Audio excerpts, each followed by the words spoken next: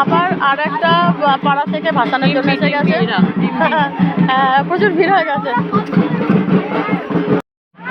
আজকে, সব আর ঘট ভাসান হয়ে যাচ্ছে, ভিড় হয়ে গেছে। দেখো কিরকম। এই যে বিসিবিএল এর কাছে এসেছি আমরা, হামলা করেছিল, চাবি আনতে গেছে।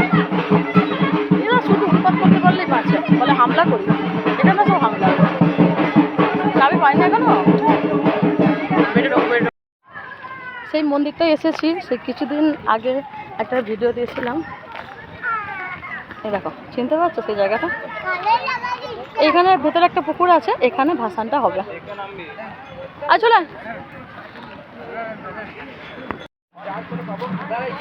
আর চলে রে। সত্যি 4-5 দিন কি সুন্দর আনন্দে কাটলো বলো বন্ধুরা। আজকে ভাসান হয়ে যাচ্ছে, মনটা খুব খারাপ। এখন আমি এখানে থাকি তো মোটামুটি সবই জানি, মানে কাছে পিঠে আর কি জানি আর কি, কোথায় কি হয় না হয়। আর দেখো কিরকম বৃষ্টি হচ্ছে, দেখো ভিজে গেছি অনেকটা, ভিজে ভিজেই যাচ্ছি। আর কাল থেকে তো সেই রান্না খাওয়া ঘুম পড়ানো চলবে, আজ পর্যন্ত সেটে পুটে আনন্দ করেনি, তাই না বলো? এই যে চলে এসেছি আমরা ঘাটের কাছে।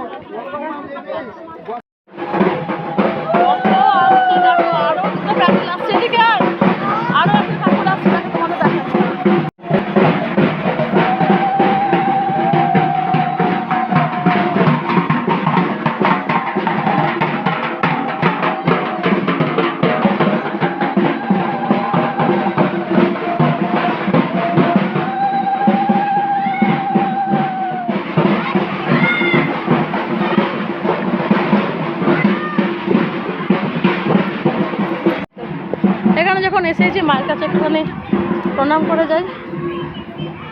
দিওয়ালির দিনকে মায়ের পুজো হয় অনেক বড় করে। আবার 1 বছরের অপেক্ষা বন্ধুরা।